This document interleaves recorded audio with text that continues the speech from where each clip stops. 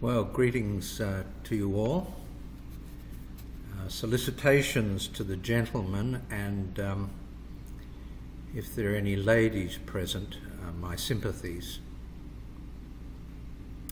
I'm coming to you from Jacksonville, Florida, which is in the northeast of Florida. It's a very attractive place. People like John Lyle would like it because it's the Gulf heartland of the east coast of the US. Some of the attitudes maybe aren't quite as pretty as the scenery. We meet a lot of nice people here, but virtually all of them are planning to vote for Trump.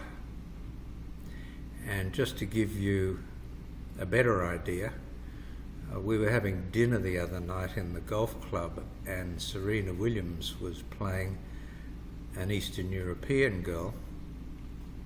And I guess we'd say that Serena Williams is probably the greatest female tennis player of all time, and she's certainly one of the all-time great American athletes. But the clientele in the bar were barracking for the white girl.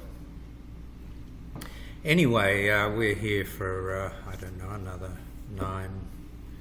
9-12 months, and we'll be here for the election, and if Trump does win, maybe we won't be here for that much longer. So I'd like to thank Bob for setting this up. What happened was that Bob contacted me about possibly saying a few words, and I told him where I was. And we agreed that what I'd do is read you a few paragraphs from a memoir I published a few months ago called Step Ladder to Hindsight, an Almost Memoir. It's called an almost memoir because it doesn't go in a straight line from A to B, from cradle to the time of writing. It sort of zigzags around and pauses on important moments in life and important people in life. And the reason that we thought I might read you a little bit of this is that in one chapter I actually go back to the Peninsula days, God forbid, and talk a little bit about life back then.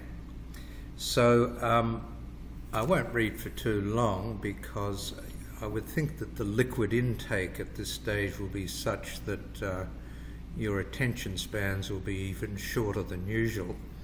But I will read you a few paragraphs, and I gather that Ted Hook is the MC for the occasion, so thank you, Ted, for slotting me in. Now, I won't go into more detail about how the chapter works because once I launch in, it's self-explanatory.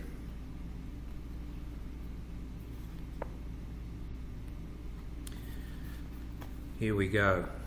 It was a slightly puzzling fact of school life that our art teacher was also the master of the school military cadets. Now just break off for a second. I don't know whether you still have cadets or whether they still have cadets, but God help us if they do.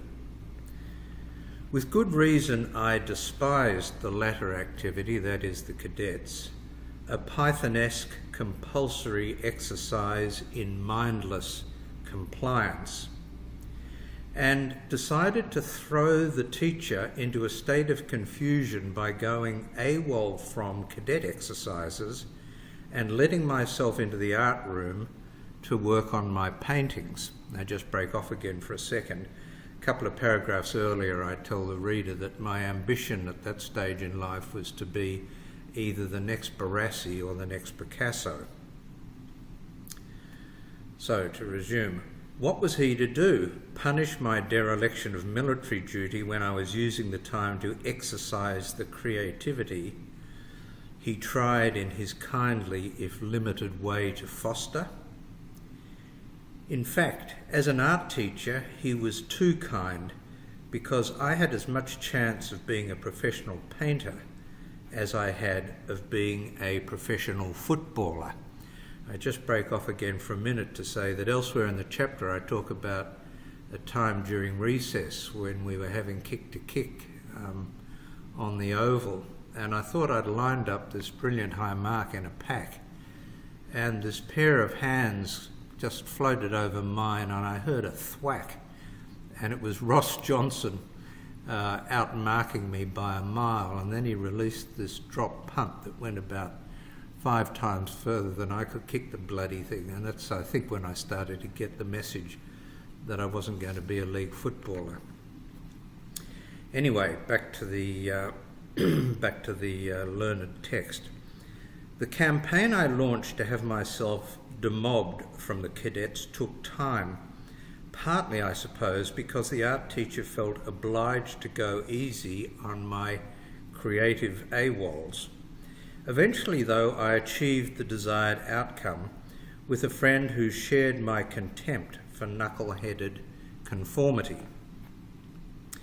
With a wheelbarrow full of pine cones, we ambushed our own regiment during an exercise in bushland beside the school. I've got a feeling that the friend might have been Tim Jackett, and if it was, that's not surprising. With a wheelbarrow full of pine cones, we ambushed our regiment, and so on. But even this didn't move the art teacher to fury. As I look back on the brat I was then, one of the more painful memories is of the kindly way he broke what he must have imagined to be painful news to me. He said, quote, "Richard, I'm very sorry to tell you this, but I'm afraid we're going to have to ask you to hand in your kit bag," unquote. When I recently heard that this decent man had died, I was sorry to hear it in more ways than one. And I just pause here to remember that decent and long-suffering art teacher, Ken Walding, and may he rest in peace, he deserves it. Back to the text. I'm amazed now at how brazen I was in those days. An old school friend, Peter Monk, I don't know if you're there, Peter, probably not, but greetings if you are. An old school friend, Peter Monk, recently recalled an incident I seem to have completely repressed. During a class with a rather ineffectual teacher who was struggling to maintain control, I apparently let myself out of an open window into the flower bed below, climbed back in with a flower in hand, and proceeded to chew on it. Though I was already interested in modern literature, I doubt that I had then heard of the occasion on which the poet Ezra Pound, unenthused by a disquisition by fellow poet W.B. Yeats, ate a bowl of tulips that adorned the table at which he was sitting during Yeats's address. In any case, according to Peter, what I chomped on was a Shasta daisy. It was at about this time when certain teachers were muttering the S or suspension word in connection with my name, despite my dedication to schoolwork, that a new teacher appeared during recess in the schoolyard. His fine, straight, jet-black hair was swept back, his black goatee carefully trimmed.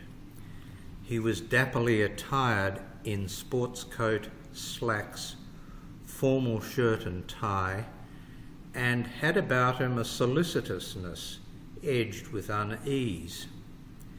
He walked up to me and my old friend Oliver Hopkins, and Ollie, I think you're there tonight, so I hope you're keeping order and maintaining that sort of wise considerateness that you bring to all of your conversations. He walked up to me and my friend Oliver Hopkins, smiling warmly, and seemed genuinely eager to make contact, human contact we felt, not the more generic sort that a newly arrived teacher might routinely initiate. What really struck me, though, were his intense brown eyes. I said to Oliver later that the man had, quote, burning eyes, unquote. They were the eyes of someone unusually alive and alive in unusual ways. This was Dr. Ian Guthridge, or Guthers, as we affectionately came to call him. We soon learned that he had just left the Jesuit order after 20 years. Since he taught school during some of those years, he wasn't new to teaching, but many other aspects of what we'd think of as normal life were basically foreign to him. Whose eyes wouldn't burn amid such a life transition? So I'll just add to the text by saying that a couple of years ago I met up with Ian Guthridge, who now lives in Middle Park, with his second wife, Elaine, and many of you will remember that while at Peninsula he married Bettina, who was the art teacher, and they have, I think, 2 adult children. Ian looks very much as he did then, except that the goatee is white and ditto the hair, but he's still got that old huge intensity about him, and the old enthusiasm. And he says that nowadays he's sort of religious, but not in a conventional way. Anyway, I'd known over the years that Ian himself had written a memoir. It was a book about his life in the Jesuit order, how he wound up in the order, what it was like during those 20 years, and then the crisis of faith that caused him eventually to leave the order and to wind up, God help him, in the school grounds of Peninsula.